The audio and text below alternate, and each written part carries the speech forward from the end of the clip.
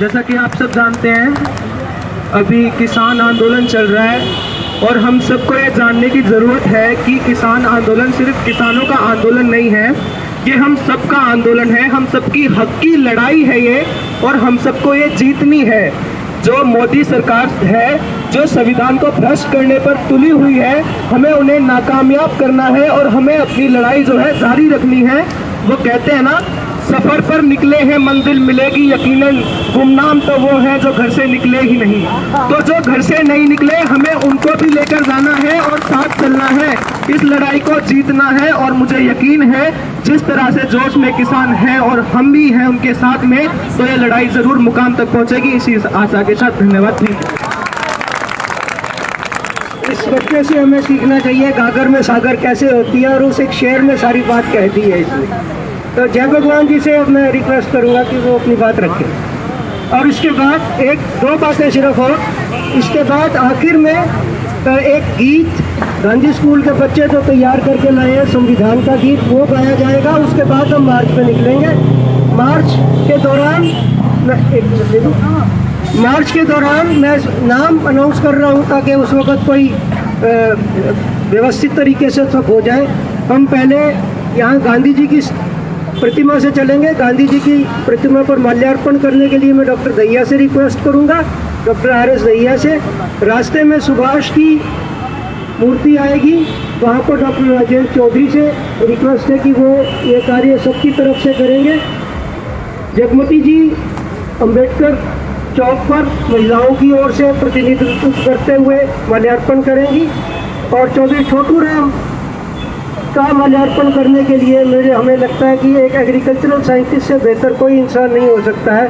Doctor Prem Singh Dahiya हमारे बीच में शायद होंगे, अगर नहीं गए हैं तो चले गए हैं तो चलिए हम फिर किसी और का सोचेंगे।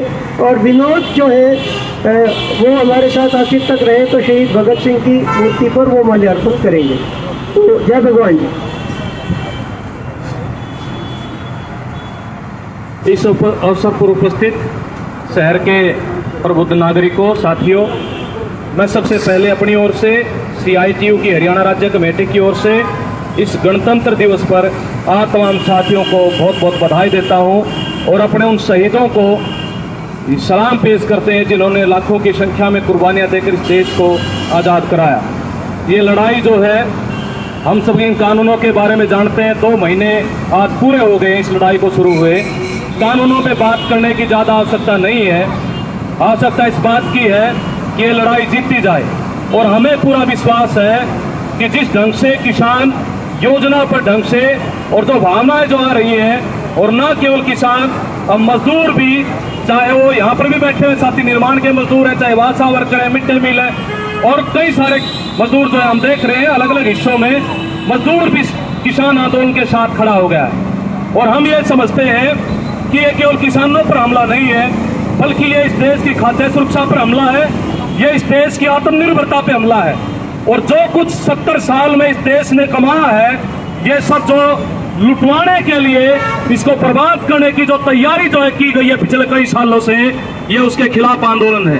ये लड़ाई जो है, ये कोई किसान, ये 3 कानूनों का मामला भी नहीं बचा है। हम देख सकते हैं कि कल भी जो है हमारे माननीय राष्ट्रपति महोदय वो ये कह रहे हैं कि ये कानून देश के हित में है। आप अंदाजा लगा सकते हैं, देश के करोड़ों लोग जो सड़कों पर हैं और हमारी सत्ताधीश वो आज भी ये कह रहे हैं कि ये कानून तो देश के हित में है। तो आप अंदाजा लगा सकते हैं कि एक देश के जो शासक हैं वो किसके हित में है।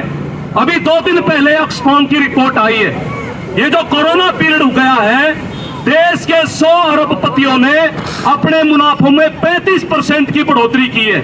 और इसी टाइम पर हिंदुस्तान के 84% लोग जो है वो काफी खराब हालत में पहुंचे हैं।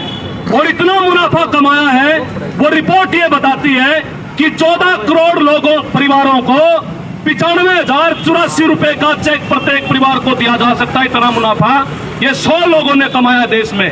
तो ये किसका देश है? और आज जो है जिस जगह पर यह आंदोलन पहुंच गया है, ये अधिकारों का भी मामला है, ये नागरिक अधिकारों का मामला है।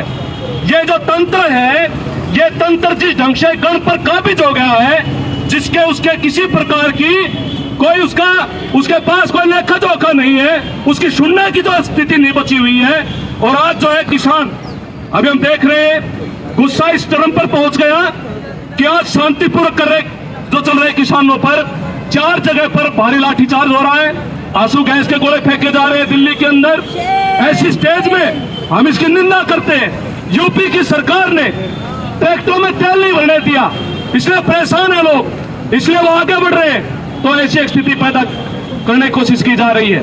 हम ये समझते हैं कि देश के मेहनत का सामान जिसने इस देश को बनाया है, जो मजदूर है, किसान है, ना केवल किसानों को बर्बाद करेंगे, उनकी जो जमीन है उसे बेदखल करेंगे। और जो भी आज तक न्याय की जो व्यवस्था थी, जो कानूनी व्यवस्था थी, चाहे वो मजदूरों के लिए चाहे वो किसानों के लिए, वो सब जो है इस बड़ी पूंजी के लिए वो तमाम दरवाजे जो है वो खोल दिए गए हैं। कोई कानून नाम की चीज नहीं है। मजदूरों के कानून भी, जिस दिन ये 3 काले कानून पारित किए गए, उससे तीसरे ही दिन मजदूरों के बारे में भी 4 कानून पारित कर दिए। हमारी जो भावी पीढ़ी है, मजदूरों की, कर्मचारियों की, मेहनत कशों की, उसको गुलाम बनाने की तैयारी है। इसलिए ये लड़ाई आजादी बचाने की लड़ाई है, अपनी आत्मनिर्भरता बचाने की लड़ाई है और अपने हक हकूक बचाने की लड़ाई है। हम ये समझते हैं कि देश का मजदूर, किसान, मेहनत कशा वो खड़ी हो गई है। और जब तक जो है ये कानून के रूप में ये 3 कृषि कानून वापस नहीं होते, ये लड़ाई जारी रहेगी। हम जीतेंगे और इन 3 कानूनों के जीत के साथ देश की आवाम जीतेगी। इन्हीं शब्दों के साथ आपने मेरी बातचीत सुनी, आपका बहुत बहुत धन्यवाद। बहुत बड़ी जंग को लड़ा जा सकता है, तो आप सभी ऐसे ही अनुशासन के साथ इस परेड में शामिल हो और अपना हर संभव सहयोग दें। Thank you.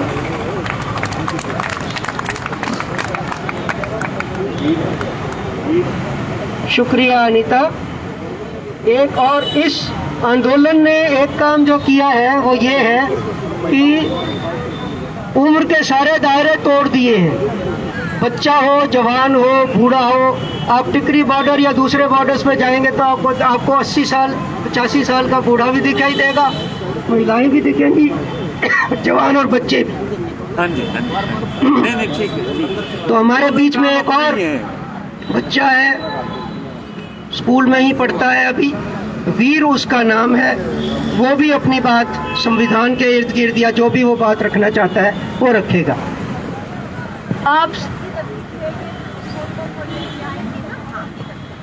आप सबको गणतंत्र दिवस की हार्दिक शुभकामनाएं।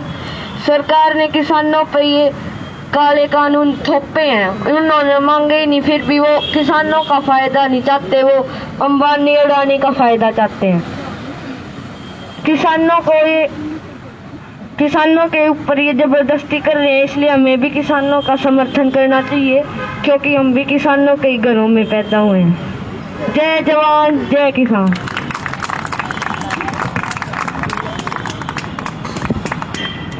तो ये जय जवान जय किसान का नारा जो 1965 में सबसे पहले हमारे बीच में आया था, और आज भी हमें बहुत बार ऐसा लगता है कि जो किसान वहाँ बैठा हुआ है, जवान मुखर रूप में तो शायद बाहर आ नहीं सकता है, लेकिन उसके मन में वो सब बात चल रही होगी।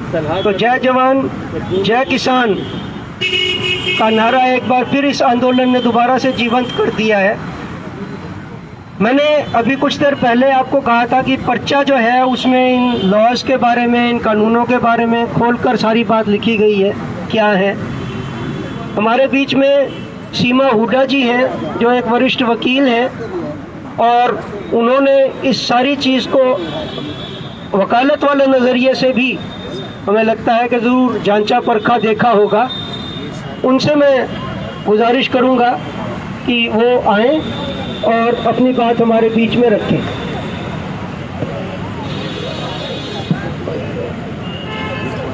मैं इसके बिना भी काम चला सकती हूँ, मेरी आवाज़ काफ़ी ऊंची है। पहले तो सबसे पहले आप सबको 26 जनवरी के लिए बहुत बहुत शुभकामनाएं।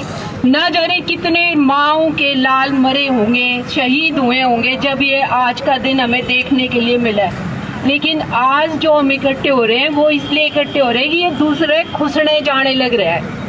इस पर दोबारा से ट्रेड का हमला हो रहा है। जब ये सिचुएशन पैदा हुई तो अंग्रेज हमारे देश में व्यापार करने आया था और व्यापार करते करते हमारा मालिक बन गया। सेम सिचुएशन आज है। मेरे ख्याल से आपको हरियाणवी समझ आती होगी, मैं ठीक से बोल सकती हूँ, कोई दिक्कत नहीं है। आज भी वही सिचुएशन है कि इस देश को दोबारा से ट्रेड करने के लिए पैदा कराया जा रहा है। सब कुछ ट्रेड में दिया जा रहा है। बाकी गलती तो भाई हमारी है।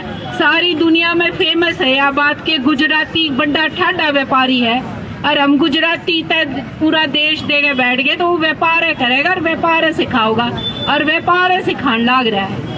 और जो ये रोड़ा माच रहा है, इस रोड़े का बेसिक बात ये है कि ये जो कृषि है यो व्यापार बनावे है। फिर सारे मेरे पे न्यू पूछ रहे आस पड़ोस वाले, मैडम क्यों बावली हो रही है, रोज यह बात करे, चाहे व्यापार है तो मंडिया में ले जाकर गेहूं बेचो, तो व्यापार है तो करो। जो बेसिक बात है ना भाई समझन की यह है कि यो व्यापार है और या हमारी जरूरत है। व्यापार वो है सामान खरीद के दूसरी जगह जाकर बेच दो और अपने ताई पीसे बनाओ। और जो हम करे हैं, हम अपने खेत तक काटे हैं और फिर उसकी मार्केटिंग करे हैं। बेसिक समझन की जो बात है वह है मार्केटिंग और व्यापार के बीच में। मार्केटिंग वो है जो हमने बोया, जो हमारी लागत लगी उतने से पीछे हमने मिल जा और हम भी अपने बालक पाल ले। और ट्रेड वो है हमने चाहे 10 रुपये लाए हो, हमने 100 चाहिए उल्टे, वो है ट्रेड। और सारा खेल ही इस बात का हो रहा है। जब ये कोरोना आया, आम आदमी है, जितने बड़े बड़े बिजनेसमैन है, इनका यह समझ आ गई कि भाई एक चीज है जो नाम रहा है वह है खेती, जिसका आम आदमी जुड़ रहा है। या खेती ट्रेड बनाओ और वह ट्रेड बनाने खातिर ये सारे के सारे काम करे गए हैं। रोज मैं सुनने लग रही हूँ सुप्रीम कोर्ट ने स्टे दे दिया, सुप्रीम कोर्ट ने स्टे दे दिया। भाई किताब तो सुप्रीम कोर्ट ने भी वही पढ़ी है और मन ने भी वही पढ़ी है।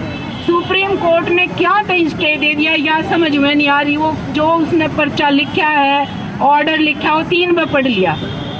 सुप्रीम कोर्ट सिर्फ एक काम कर सका था, वो यो काम कर सका था, वो यो देखता कि यह जो कानून बनाया है यो सुप्रीम कोर्ट भी हमारे कॉन्स्टिट्यूशन ने बनाया है, कॉन्स्टिट्यूशन के तहत वो कॉन्स्टिट्यूट होया है, उससे न्यारी तो कोई शक्ति नहीं। कॉन्स्टिट्यूशन ने सुप्रीम कोर्ट बनाया तो सुप्रीम कोर्ट की ड्यूटी यह थी तो वो यह देखता कि यो जो कानून बनाया है यो कॉन्स्टिट्यूशनल तरीके से बनाया है और बिना कॉन्स्टिट्यूशनल तरीके से बनाया है। तो कॉन्स्टिट्यूशनल तरीके का यो क्यों कर बनता? कॉन्स्टिट्यूशनल तरीके का यो बनता कि हमारे संविधान की 3 चीज है, बहुत जरूरी सुनने की बात है। या जब तक यह समझ में नहीं आओगी, जब तक न्यू नहीं बेरा पटेगा, हम क्या लाग रहे हैं।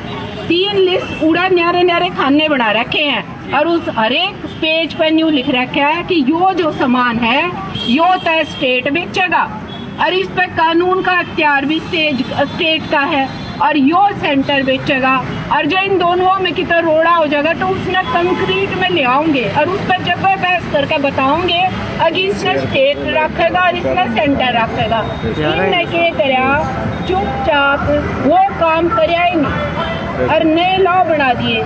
जब इन नयो काम कराया ही नहीं तो कानून क्या बात के बना दिए, और जब बना दिए तो फिर वो इम्प्लीमेंट क्या बात पर करेंगे।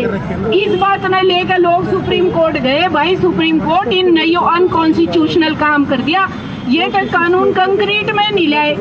यो जो खेती है या ट्रेड कोने या मार्केटिंग है, तो मार्केटिंग तो स्टेट का काम है, स्टेट के तहत MSP लागू है, स्टेट के तहत ये सारे कानून है। तो ये क्यों कर ऑल ऑफ ए सडन इन नई मार्केटिंग का ट्रेड बना दिया। ट्रेड का मतलब है व्यापार, मार्केटिंग का मतलब है सौदेबाजी। तन्ने बेच लिया, मन ने खरीद लिया। जो कर पहले न्यू आयर थे मार दो गेहूँ आयर थे, हम चूंदड़ी आ रहे बलानते बिठाते गेहूँ दे देते, चूंदड़ी ले लेते। बस इतनी सी बात है। हम लाल ला के जा लाला हमारे गेहूँ ले ले, हमने पीछे दे दे, हम अपना बाकी काम चला लेंगे। ये न्यू कहे हैं कि ना इसकी जरूरत हो ना, ई बीच में कितने भी ले जाकर बेचो। अरे बेचू तो जब गाना जब मेरे दर होगा। मेरे दर तो इतना है कि मेरी चूंदड़ी और मेरी जूती आ जा, मेरे बाड़े की फीस दी जा। मन ने क्या हम चाहिए, यो ट्रेड चाहिए भाई बड़े बड़े लोगों ने। और इनका समझ जब आई, जब इनकी सारी फैक्ट्री बैठ गई और इन लग गया कि यो बढ़िया चीज है, तो इनने क्या करा, कॉन्स्टिट्यूशनल सुप्रीम कोर्ट ने कह दिया, मैंने इस पर स्टे दे दिया। अरे स्टे क्या कर दे दिया, पहले तो तू न्यू बता नयो बनाया ठीक है गलत है।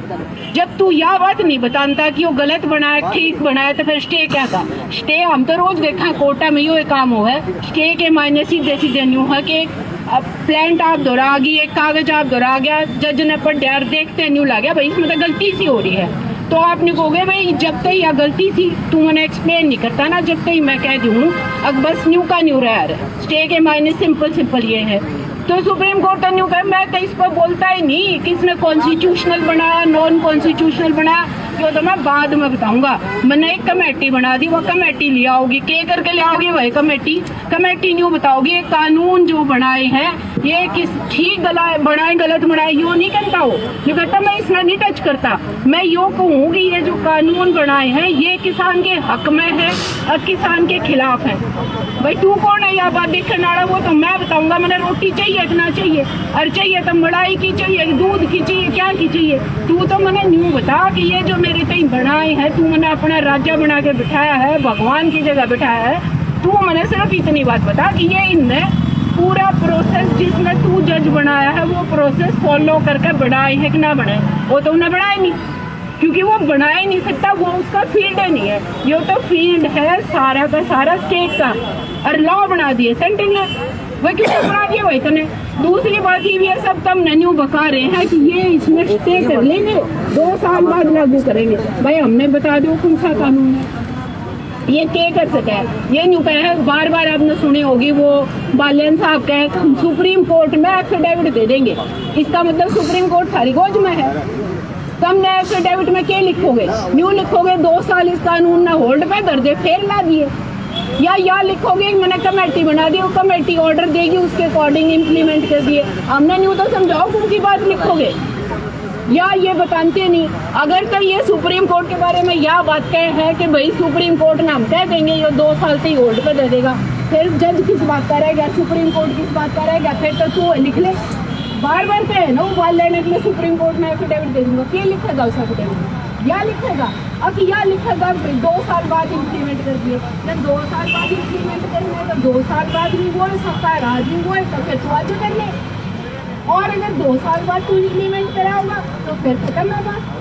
तो ये इन्हें न्यू कर नहीं सकते, इन दोनों कोई कानून नहीं है, कोई अख्तियार नहीं कानून में। ये एक अध्यादेश लास्ट है, उस अध्यादेश में भी 6 महीने का टाइम है, और 6 महीने कब तक शुरू होंगे जून तक, तो वो तो 6 तक कल आए हो लिए ये ले जाएंगे।